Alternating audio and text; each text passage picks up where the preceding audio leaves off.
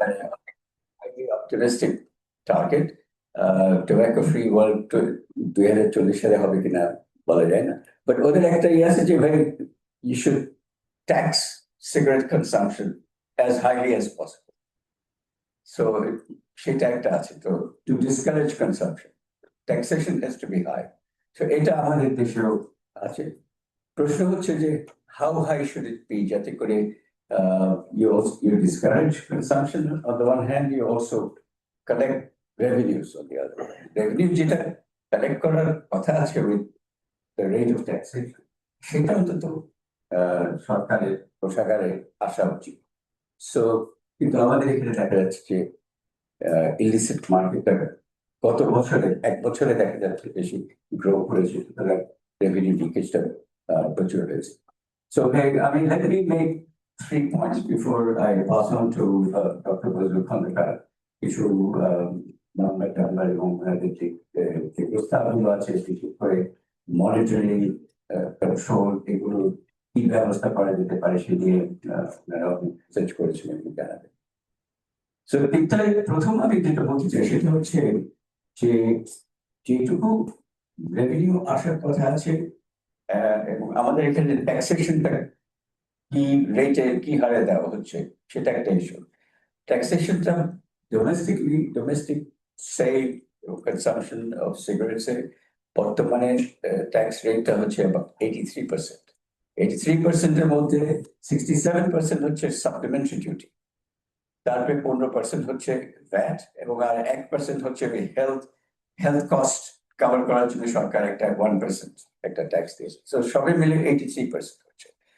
Question is 83% the optimal rate of taxation on cigarettes? Optimal rate বলতে আমি বলতে চাচ্ছি এটা কি ম্যাক্সিমাম রেভিনিউ জেনারেট করবে এই সিগারেট সেল এবং কনসাম্পশন থেকে, এবং এটা কি সিগারেট কনসাম্পশনকেও ডিসকারেজ করবে? দুটো অবজেক্টিভ আছে, একটা হচ্ছে high objective of discouraging smoking, আরেকটা হচ্ছে যে ভাই আমরা তো ট্যাক্স রেটটা বাড়িয়ে রাখবো কিন্তু এটাতে রেভিনিউ আসতে হবে।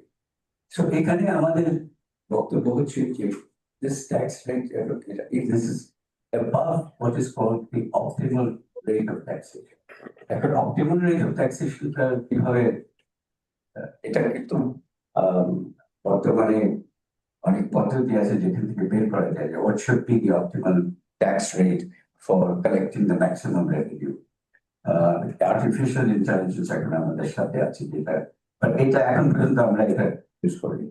কিন্তু অপটিমাল রেটটাকে আমি বলতে হলে এমন ভাবে বোঝাবো যে আপনার ট্যাক্স রেট যত বাড়ান রেভিনিউ তত বাড়বে, বাট প্রিন্সিপাল হচ্ছে যে আফটার আ পয়েন্ট আপনি ট্যাক্স রেট বাড়াতে থাকলে রেভিনিউ যে রেট বাড়তে থাকবে, মনোটনিক যেটা আমরা বলি মনোটনিক যে ট্যাক্স রেট বাড়ছে রেভিনিউ বাড়ছে, এটা আফটার আ পয়েন্ট রেভিনিউ ফল করবে, কারণ ট্যাক্স রেট যদি খুব বেশি হাই হয়ে যায় then it will discourage consumption এবং it will push people to the illicit market. এটা হচ্ছে সমস্যা। তো বর্তমানে আমাদের এই প্রিন্সিপালটা যে একটা অপটিমাল ট্যাক্স রেট আছে, এই প্রিন্সিপালটা কিন্তু একটা ফ্রেঞ্চ ইঞ্জিনিয়ার কিন্তু এটা বের করেছিলেন যে ট্যাক্স রেট কিন্তু বাড়ালে যে রেভিনিউ বাড়বে এটা ঠিক না। At one point there is an optimal tax rate after which revenue starts falling, এবং বাংলাদেশের সিগারেটের ক্ষেত্রে এবং অন্যান্য ক্ষেত্রে আছে, আমি সেটা অন্য জায়গায় ডিসকাস করি, যেমন ট্যারিফ রেট আমাদের অনেক হাই আছে এবং it's definitely above the optimal rate.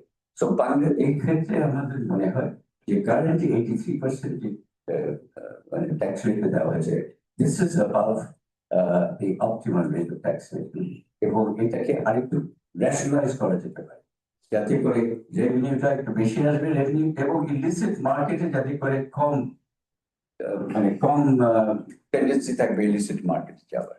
So there is an argument for rationalizing the rate of taxation. এটা এক নম্বর। 2 নম্বর হচ্ছে যে আমরা supplementary duty is the main item, what তো আছে সেটা, দ্য সাপ্লিমেন্টারি ডিউটি থেকে টোটাল সাপ্লিমেন্টারি ডিউটি যা বাংলাদেশে কালেক্ট হয় ডোমেস্টিক মার্কেট থেকে, তার বোধহয় about 30% এই সিগারেট সিগারেট ইয়ে থেকে ইন্ডাস্ট্রি থেকে আসছে। So this is big item of supplementary duty revenue. কিন্তু এখানে বর্তমানে যে মেথডটা ফলো করা হয় সেটা হচ্ছে ad valorem tax rate. Ad valorem হচ্ছে পার্সেন্টেজ বেস। ইম্পোর্টের ক্ষেত্রে ট্যাক্স রেট ওখানেও দুইটা অপশন আছে, ad valorem versus specific rate আছে, কিন্তু ইম্পোর্টের ক্ষেত্রে মানে এটা ওয়াইডলি অ্যাকসেপ্টেড এভরিওয়্যার, সেটা হচ্ছে যে অ্যাড ভ্যালোরেন্ট রেট মানে পার্সেন্টেজ রেট, মানে যখন ট্যারিফের কথা বলা হয় বা কাস্টম ডিউটির কথা বলা হয়, it's a percentage of the value of import, ওভাবে করা হয়। তো ইম্পোর্টের ক্ষেত্রে ad valorem rate is the practice standard. Specific rate কিছু কিছু ক্ষেত্রে দেওয়া হয় ইম্পোর্টে, সেটা আমাদের দেশে 99.8% অফ ট্যারিফ লাইনে আমাদের অ্যাড ভ্যালোরেন্ট রেট আছে, ওই 0.02%, মানে আমার মনে হয় 25-30টা ট্যারিফ লাইনে স্পেসিফিক রেট আছে ইম্পোর্ট। কিন্তু ডোমেস্টিক মার্কেটের ক্ষেত্রে বিশেষ করে যে সিগারেট স্ট্যান্ডার্ড হচ্ছে ইন্টারন্যাশনাল, যেটা ইউরোপে আমেরিকা বা জাপান টাপানে করে, ওরা কিন্তু একটা মিক্স করে বেসিক্যালি ওরা স্পেসিফিক রেট করে, মানে 100টা সিগারেটের সরাই কত কত টাকা ট্যাক্স হবে, ওভাবে স্পেসিফিক রেট। সো বাংলাদেশে আমাদের সাজেশন হচ্ছে যে we should move from the ad valorem rate to a specific rate of taxation for cigarettes. This is the second observation আমাদের এই রিসার্চের মাধ্যমে। আর the third point that আমি যেটা বলতে চাচ্ছি, again another policy issue, সেটা হচ্ছে যে এই যে বর্তমানে এনবিআর যে রুলটা ফলো করে সেটা হচ্ছে ওই যে 4টা টিয়ার, সিগারেটের 4টা টিয়ার আছে, টিয়ার 1, টিয়ার 2, টিয়ার 3, টিয়ার 4। টিয়ার 1 আর 2 হচ্ছে একটু হাই কোয়ালিটি সিগারেট, যেগুলো মানে আমাদের যে ইন্টারন্যাশনাল কোম্পানিজ আছে যেমন ব্রিটিশ আমেরিকান টোব্যাকো এবং জাপান টোব্যাকো, এনারা ইন্টারন্যাশনাল। কিন্তু ব্রিটিশ আমেরিকান টোব্যাকো মেইনলি ওই টিয়ার 1 আর 2 ওনাদের প্রোডাকশন হয় এবং সেল হয়। 3-4 এ সামান্য আছে, বেশি না। জাপান টোব্যাকো কিন্তু 3-4 এ আছে, বেশ পরিমাণে আছে। সো এইটাতে টিয়ার একটা হচ্ছে 4টা টিয়ার আছে, আরেকটা হচ্ছে যে এনবিআর একটা ফ্লোর প্রাইস করে দেয়, যে এই এটা মিনিমাম একটা প্রাইস আছে, এই ফ্লোর প্রাইসের উপরে এনবিআর ট্যাক্সেশনটা করে। এই ফ্লোর প্রাইসটা এটা একটা সমস্যা। ফ্লোর প্রাইসটা যদি বেশি হাই হয় তাহলে it encourages illicit market. তো এই যে গত বছর যে জাম্প হলো ইলিসিট মার্কেটের, প্রায় 3 থেকে 5 গুণ হবে গত এর আগের 2024 সালের তুলনায়। তাহলে কিছু মানে যে মিনিমাম প্রাইস যেটা ফিক্স করা আছে, তার মানে এটা একটু যেটা একটা অপটিমাল প্রাইস হবে তার চেয়ে একটু বেশি হবে। তো এখানে রেশনালাইজ করার দরকার আছে। রেশনালাইজ করার দুইটা হতে পারে, একটা হচ্ছে it will keep the legal market মানে লার্জ থাকবে, ইলিসিট মার্কেটটা কম থাকবে, এবং এটা আরো রেশনালাইজ করলে তাহলে ওই যে ইলিসিট মার্কেট যে বেড়ে যাচ্ছে এটাকে ঠেকানো যাবে। ঠেকাতে পারলে রেভিনিউ আউটপুটটা, রেভিনিউ আউটকামটাও ভালো হবে। সো এই so this the policy issue এখানে হচ্ছে যে বর্তমানে টিয়ার সিস্টেমটা ইজ ওকে, বাট যে ওই যে ফ্লোর প্রাইস যেটা করা হয়েছে, আমরা যেটাকে বলি ইকোনমিক মানে অর্থনীতিতে আমরা একটা বলি যে মার্কেট ক্লিয়ারিং প্রাইস, মানে এই যে ফ্লোর প্রাইসটা ঠিক করা হয়েছে সেটা হয়তো মার্কেট ক্লিয়ারিং প্রাইস, মানে এখনো প্রচুর ডিমান্ড আছে, দামটা কম হলে অনেক কনসাম্পশন হবে, এবং এটা যদি লিগালি কনসাম্পশন হয় তাহলে তো রেভিনিউ আসবে। সো ওইখানে এই যে এই রেটটা ফ্লোর প্রাইসটা একটু রেশনালাইজ করার খুবই জরুরি আছে, তাতে করে রেভিনিউ লিকেজটা যা আমরা বলতেছি সেই রেভিনিউ লিকেজটা কমবে, ইলিসিট মার্কেটটা কমবে। সো এখানে পলিসি, একসাথে পলিসি ইউজ করে আপনি ইলিসিট মার্কেটটা কমাতে পারেন। এক হচ্ছে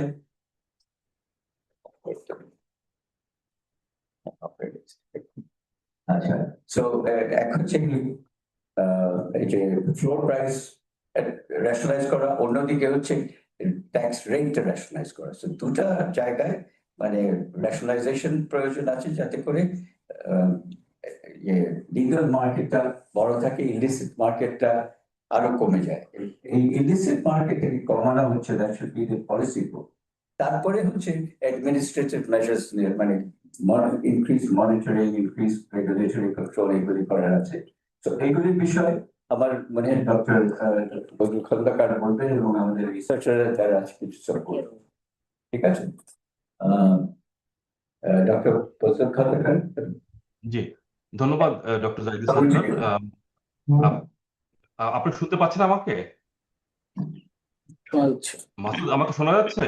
জি স্যার, হ্যাঁ শোনা আচ্ছা, যাচ্ছে। জি, সবাইকে ধন্যবাদ, স্বাগতম আজকের অনুষ্ঠানে।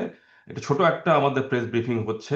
আপনারা ডক্টর জাহিদ সাত্তার সুন্দর একটা ইন্ট্রোডাকশন দিয়েছে এবং থিওরিটিক্যাল অ্যাসপেক্ট গুলো বলেছে, প্রিন্সিপালস গুলো বলেছেন উনি। ট্যাক্স, বিশেষ করে এক্সাইজ ট্যাক্স সিস্টেম, বা আমরা যেটা বাংলাদেশে বলি এসডি বলি, সেটা কি হওয়া উচিত আসলে ইন্টারন্যাশনাল পার্সপেক্টিভ থেকে, এবং কিছু কিছু আমাদের দেশে যেসব অ্যানোমালিগুলো পাচ্ছি আমরা, সেগুলোর উপর একটা সুন্দর আলোকপাত উনি করেছেন। তো আমি কিছু নাম্বার বলবো আপনাদেরকে, আর তারপরে বলবো যে আমাদের আসলে মোটিভেশনটা কি ছিল এই স্টাডিটা করার বিষয়ে। যে আপনারা জানেন যে টোবাকো ইজ এ ভেরি, মানে অনেক বেশি ট্যাক্স করা হচ্ছে। আপনার 24-এ ট্যাক্স রেট ছিল আপনার ভ্যাট, এসডি এবং হেলথ সারচার্জ মিলে ছিল 76% মতন। ওটা 2025-এ বেড়ে হলো 83%। ওর মধ্যে 15% ভ্যাট, 57% হচ্ছে এসডি বা এক্সাইজ বলি ইন্টারন্যাশনালি, এবং 1% ছিল হেলথ। তো এই যে আপনার 8% পয়েন্ট বেড়ে গেল, আপনার বা 7% পয়েন্ট বেড়ে গেল, এটা একটা মূল উদ্দেশ্য কি? মূল উদ্দেশ্য হচ্ছে রেভিনিউ বাড়ানো এবং আপনার কনজাম্পশনটা কমানো। এইটা দুটোই উদ্দেশ্য, তাই না? যে আমরা বেশি রেটে যদি করি, দাম যদি বেড়ে যায়, তাহলে লোকজন কম খাবে, সিগারেট কম খাবে, আবার রেভিনিউ পাবো আমরা। তো এখানে আপনার জাইদি ভাই বলেছে রেফার কাভারের কথা, সেটা আমি পরে যাব। তো এখান থেকে একটা ধারণা হতে পারে যে যদি আপনার দাম অনেক বেশি বাড়ে এবং যদি লোকজন তার কনজাম্পশন আসলে যদি মনে করে যে আমি সিগারেট খাবো, তাহলে একটা মার্কেটে ভ্যাকুয়াম তৈরি হতে পারে। তখন কিন্তু আপনার কম দামে প্রোডাক্ট ঢুকতে পারে মার্কেটে, সেটা ইলিসিট হতে পারে, বা আপনার ধরেন ফ্লোর প্রাইস যেটা বললেন ওটাও হতে পারে। তাহলে এটা একটা মোটিভেশন হতে পারে, যে একটা হাইপোথিস হতে পারে যে যদি সিগারেটের দাম বেড়ে যায়, ট্যাক্সের জন্য হোক, ফ্লোর প্রাইসের জন্য হোক, তাহলে ইলিসিট মার্কেটটা বড় হতে পারে। তাহলে এটা একটা ছিল আমাদের মূল উদ্দেশ্য, দেখা যে আসলে ইলিসিট মার্কেটে কি হচ্ছে, এটা কি বাড়ছে, বাড়লে কোন সেগমেন্টে বাড়ছে। তাহলে আমরা 3টা স্লাইড আমি দেখাবো আপনাদেরকে। যদি 5টা স্লাইড আমি করেছিলাম, কিন্তু সময় আমাদের নাই, আমাদের আরেকটা প্রোগ্রাম আছে একটু পরে। তাহলে প্রথম স্লাইডটা একটু দেখানো যাবে মিজান, এক্সিকিউটিভ সামারিটা?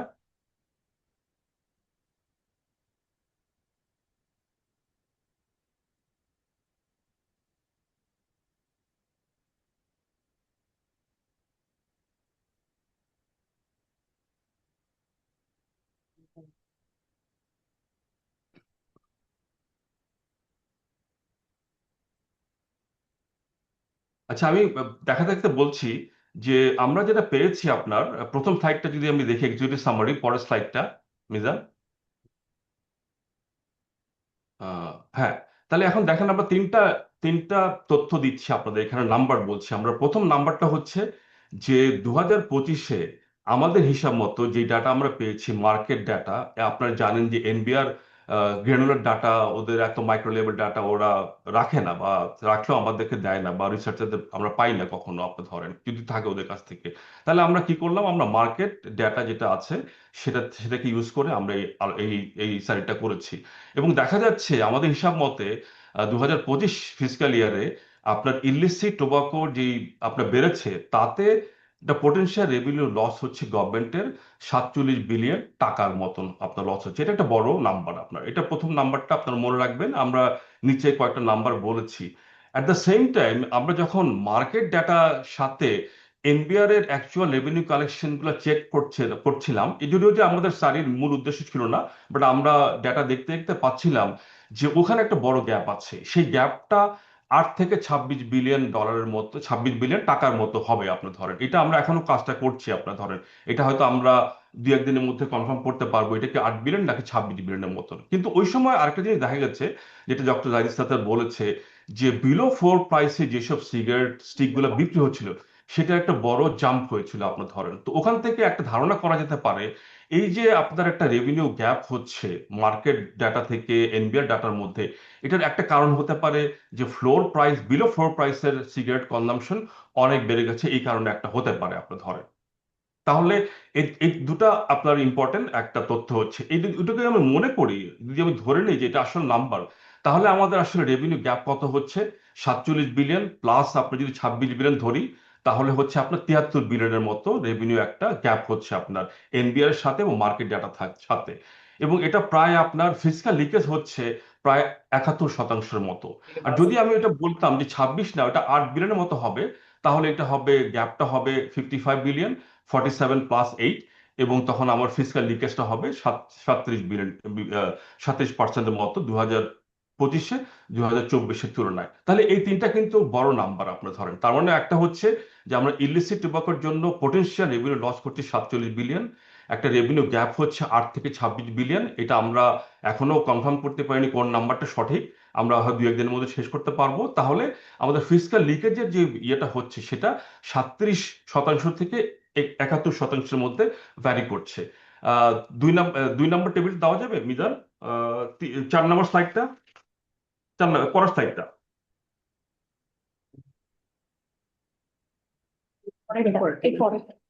হ্যাঁ, এখন আমরা দেখছি যে ইলিসিট সিগারেটের ওভারভিউটা দেখছেন। এখন দেখেন আপনারা দুটো অংশ আছে এখানে, একটা হচ্ছে ডিউটি নন পেইড। এখানে দেখেন আপনার সেলস ভলিউম কত ছিল, 2024-এ ছিল 3.55 বিলিয়ন স্টিক, সেটা 2025-এ বেড়ে হলো 5.56%, প্রায় 57% ইনক্রিজ করেছে এই সময়ের মধ্যে। এবং এখানে রেভিনিউ, যে পোটেনশিয়াল রেভিনিউ যেটা পেত গভর্নমেন্ট, সেটা আমরা রেভিনিউ লস বলছি, সেটা হচ্ছে আপনার 18 থেকে বেড়ে 37 বিলিয়ন টাকার মতো হচ্ছে, প্রায় 106% রেভিনিউ লস হচ্ছে পোটেনশিয়াল। যদি এই নাম্বার, এটার জন্য আপনার আরেকটা অংশ আছে ইলিসিট টোবাকো, সেটা বলি আমরা ইন্টারন্যাশনাল ট্রানজিট ব্র্যান্ড। সেটা সেটা খুব বেশি না, আগে ছিল 9.9 বিলিয়নের মতন স্টিক, এখন এটা বেড়ে হয়েছে 1.44 বিলিয়ন, প্রায় 57% ইনক্রিজ করেছে এই অংশ। এইখানে রেভিনিউ লস হচ্ছে প্রায় 106-এর মতন হচ্ছে আপনার। যদি দুটাকে আমরা যোগ করি, তাহলে আমরা টোটাল ইলিসিট ভ্যালু ইয়েটা পাবো, ভলিউমটা পাবো। সেটা কত হচ্ছে, সেটা হচ্ছে আগে ছিল 4.46 বিলিয়ন স্টিক ছিল 2024-এ, সেটা বেড়ে কত হলো 2025-এ 7 বিলিয়ন স্টিকের মতো, প্রায় দ্বিগুণ অলমোস্ট আপনার। এবং এখানে ইনক্রিজটা হচ্ছে প্রায় 56%, 57%-এর মতো। এর ফলে গভর্নমেন্টের পোটেনশিয়াল রেভিনিউ লস হচ্ছে 47 বিলিয়ন 2025-এ, যেটা 2024-এর তুলনায় 106% বেশি হচ্ছে আপনার ধরেন। তার মানে হচ্ছে যে আপনার এখান থেকে যদি আমরা দুটো পয়েন্টে মাত্র এটা আলোচনা করতে পেরেছি, পরবর্তী বছরে আমরা জানি যে এই বছরও গভর্নমেন্ট বাজেটে সিগারেটের দাম বাড়াবে, তাহলে আমরা হয়তো এক্সপেক্ট করতে পারি এই ট্রেন্ডটা আরো বাড়বে আগামী বছর। আগামী বছর যদি আমরা আরেকটা ডাটা পয়েন্ট পাই, তাহলে কিন্তু আমরা মোটামুটি ভাবে কনফার্ম করতে পারবো আমার হাইপোথিসিসটা, যে আপনার ট্যাক্স বাড়ার সাথে সাথে বা সিগারেটের প্রাইস বাড়ার সাথে সাথে ইলিসিট অংশটাও বাড়ছে বাংলাদেশে। এর আমরা থার্ড স্লাইডটা, টেবিলটা যেতে পারবো, পরের টেবিলটা, স্লাইডটা, না পরেরটা, হ্যাঁ। এখানে দেখেন আগেরটা, পরেরটা যান মিজান, পরেরটা, হ্যাঁ এখানে থাকেন, এখানে থাকেন, হ্যাঁ এখানে থাকেন। তা আমাদের একটা প্রথমে বলেছি যে আপনার যে সিগারেটের দাম বাড়ানোর একটা বড় উদ্দেশ্য হচ্ছে রেভিনিউ আর্ন করা এবং কনজাম্পশন কমানো। তাহলে দেখেন আপনার এখানে চারটা আমরা ডাটা দিয়েছি আপনার।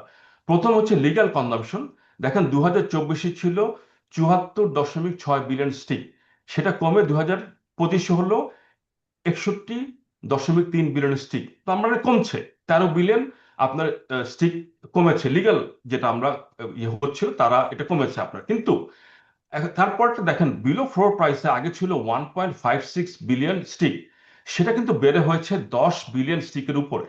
তার মানে এইখানে আপনার অনেক জাম্প হয়েছে, প্রায় 9 বিলিয়ন স্টিকের মতো জাম্প হয়েছে আপনার ধরেন।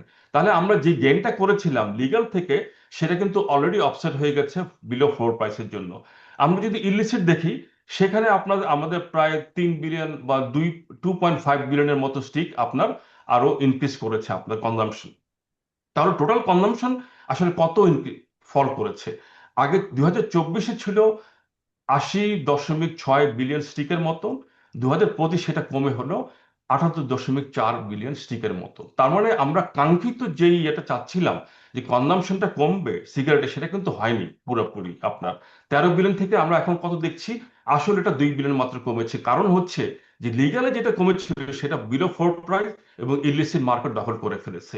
এটার ফলে যেটা হচ্ছে, কনজাম্পশন কিন্তু কাঙ্ক্ষিত পর্যায়ে কমে নাই, কিন্তু রেভিনিউ কিন্তু আমাদের লস হচ্ছে অনেক। আমরা অলরেডি বলেছি ইলিসিট মার্কেট থেকে রেভিনিউ লস হচ্ছে 47 বিলিয়ন। আর আপনি যদি দেখেন, আপনার যে কমপ্লায়েন্সটা দেখেন, আপনার 8 থেকে 26 বিলিয়নের মধ্যে, তার মানে হচ্ছে গভর্নমেন্ট দুদিক থেকে কিন্তু আসলে কাঙ্ক্ষিত ফল পাচ্ছে না। তাদের রেভিনিউটাও লস হচ্ছে, আবার কাঙ্ক্ষিত পর্যায়ে আপনার কনজাম্পশনটাও কমছে না। তাহলে এইটা ছিল আমাদের স্টাডির মূল 4-5টা পয়েন্ট। আপনার ধরেন যেটা হচ্ছে আমরা বলতে চাচ্ছি যে, দুটো পয়েন্ট থেকে আমরা যেটা বলতে চাচ্ছি, হয়তো ট্যাক্স বাড়ার জন্য ইলিসিট মার্কেটটা গ্রো করছে, এবং বিলো প্রাইসে যে ইয়েটা হচ্ছে সেটা কিন্তু ব্যাপক হারে গ্রো করছে আগামী বছর। যেহেতু আমরা জানি এই বছরও গভর্নমেন্ট ট্যাক্স বাড়াবে সিগারেটের উপর, কত বাড়াবে আমরা জানি না, হয়তো 2%, 3%, 4% হতে পারে, বা 5% হতে পারে।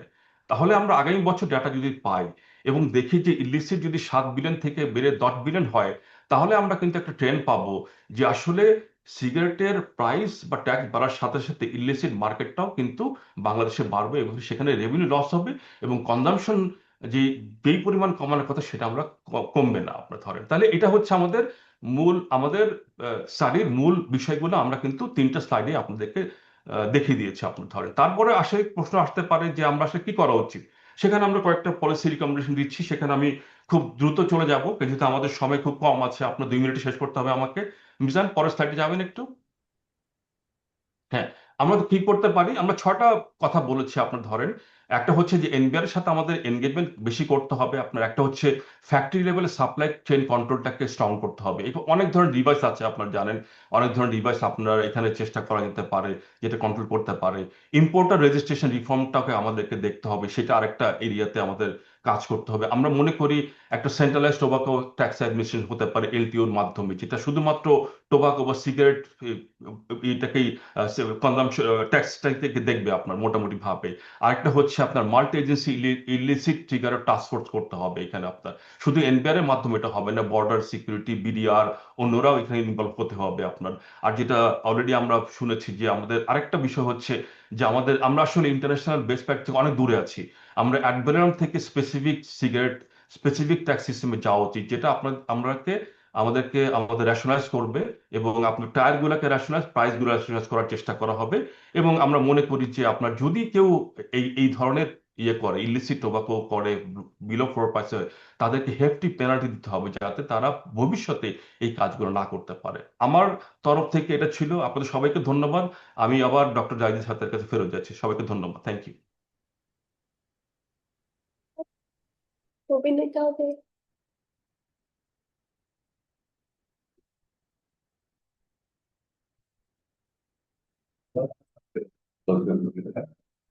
ভাবে আপনি বলছে বলে দিয়েছেন যে রিসার্চ মেইন করতে ছিল, এবং এই সমস্যাটা আসছে।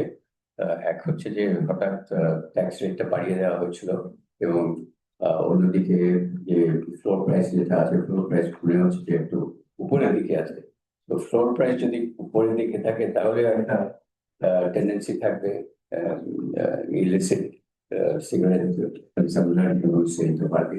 অন্যদিকে ট্যাক্স রেটটা যদি বেশি বেড়ে যায় তাহলেও ডিসকারেজ হবে, মানে আহ, বা ইলিসিট মার্কেটটাকে এনকারেজ করে, সেটাই নম্বর ডেটা যেটাই বোঝাচ্ছে। তো এইটুকুই আমাদের বক্তব্য ছিল এই রিসার্চের মাধ্যমে।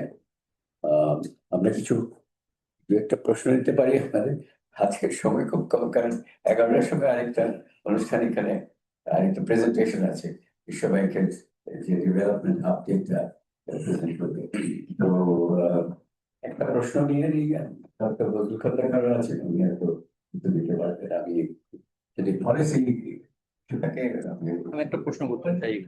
একটা বিষয়, একটা বৈধ একটা হচ্ছে অবৈধ সিগারেট নিয়ে। সেটা হচ্ছে বৈধ যে কোম্পানিগুলো আছে প্রতি বছর ট্যাক্স বাড়ানোর কারণে একটা বিষয় বাজারে আলোচনায় আছে, যে যেটা ট্যাক্স কম আহরণ হচ্ছে, সেটা হচ্ছে যে কোম্পানিগুলো হচ্ছে প্যাকেটের গায়ে যে দাম সেই দামে বিক্রি করছে, দোকানদাররা তার থেকে বাড়তি দামে বিক্রি করছে। তার মানে এই মাঝখানে যে গ্যাপটা রয়েছে, এটা সরকার রাজস্ব পাচ্ছে না, সরকার প্যাকেটের দামের রাজস্ব পাচ্ছে, কিন্তু দোকানদার যে বাড়তি দামে বিক্রি করছে 10-20 টাকা করে, সেই ট্যাক্সটা রাজস্বতে আসছে না।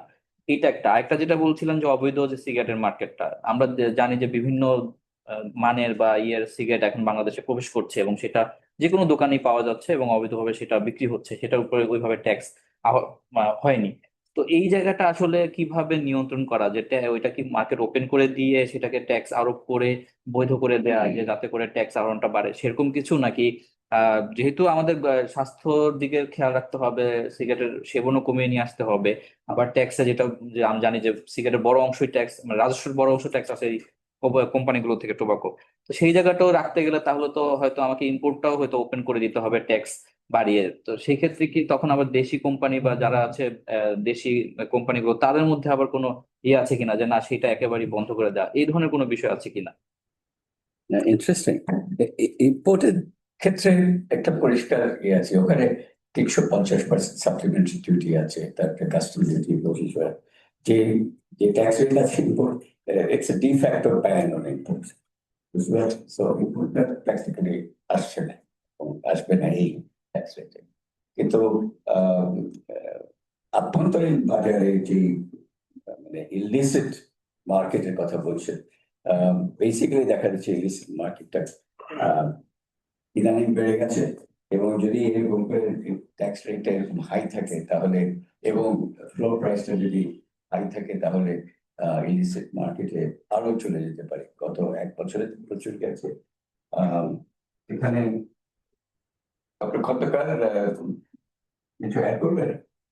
জি, ভালো প্রশ্ন। এটা হচ্ছে যে আমরা কিন্তু বেশ কটা রিকমেন্ডেশন দিয়েছি। আপনার ধরেন যে মানে ধরেন অনেকগুলো আছে যে আপনি প্রাইস একটা ভালো সিগন্যাল, কিন্তু মার্কেটে যখন আমরা থাকি না, প্রাইস একটা ভালো সিগন্যাল দেয়। এবং আপনারা জানেন এই ধরনের প্রোডাক্টের ইলাস্টিসিটিটাও, প্রাইস ইলাস্টিসিটি খুব একটা ইম্পর্টেন্ট জিনিস আপনারা আছে। কিন্তু ধরেন যেটা হচ্ছে বর্ডার কন্ট্রোল গুলা যদি ফ্যাক্টরি লেভেলে আমাদের ইয়েগুলো বাড়তে পারে, ইম্পোর্টার রেজিস্ট্রেশন যেটা বলেছে আপনার, তখন অনেকগুলো চেক কিন্তু চলে আসবে আপনার, সেখানে হয়তো ইলিসিট মানে ইয়েটা করা, মানে ট্রেডটা করাটা একটু ডিফিকাল্ট হবে। আর আরেকটা জিনিস আমি বলতে চাই, এখানে ধরেন আমরা একটা বড় অংশ বাদ দিয়ে কিন্তু অ্যানালাইসিস গুলো করছি। ধরেন যেমন আমাদের বিড়ি একটা বড় অংশ আছে, কিন্তু সেখানে কিন্তু কোনো অ্যানালাইসিস করা হচ্ছে না আপনার ধরেন, এবং সেটা কিন্তু মোটামুটি আনরেগুলেটেড একটা জিনিস আছে। জর্দা ধরেন, যেই ধরনের আমরা ধরেন এগুলো কিন্তু টোবাকো প্রোডাক্ট, এই এই ধরনের টোবাকো প্রোডাক্টের কিন্তু কোনো ডেটা বা তথ্য বা রেভিনিউ, মানে কমপ্লায়েন্ট বা রেভিনিউ কি হচ্ছে, প্রাইসিং গুলো কি হচ্ছে, সেগুলো কিন্তু আমরা একদমই লক্ষ্য দিচ্ছি না। তার মানে একটা জিনিস হতে পারে আপনার, আরেকটা জিনিস হচ্ছে এখানে কিন্তু ব্যাপক সাবস্টিটিউশন হয়।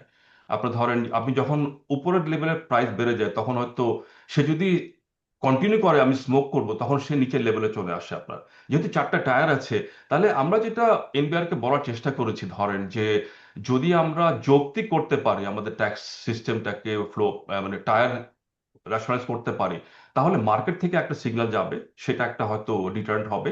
আরেকটা হচ্ছে কিছু জিনিস মার্কেটের মাধ্যমে হবে না, সেখানে আমাদের নন মার্কেট কমপ্লায়েন্স গুলাকে আপনার বাড়াতে হবে। আপনার ধরেন যেটা বিভিন্ন দেশে আছে, আপনার ধরেন ইউরোপিয়ান ইউনিয়ন আছে, সেখানেও কিন্তু স্মাগল হয়, সেখানেও কিন্তু আপনার ওরা নন মার্কেট আপনার ধরেন কমপ্লায়েন্স গুলো বাড়ানোর চেষ্টা করছে, ফ্যাক্টরি লেভেলে, বর্ডার লেভেলে কাজ করার চেষ্টা করছে, সেগুলো কিন্তু আমাদেরকে দেখতে হবে আপনার ধরেন।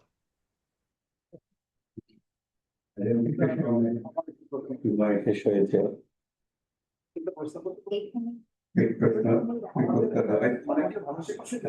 বাংলাদেশের সিগারেটের দাম একটু কম, তো সেই ক্ষেত্রে বাংলাদেশে আসলে কোত্থেকে চোরাচালান গুলো আসছে? মানে ধরেন আপনার শ্রীলঙ্কায় দাম বেশি, ইয়াতেও দাম বেশি, তো আমাদের চোরাচালানের উৎস কোথায়?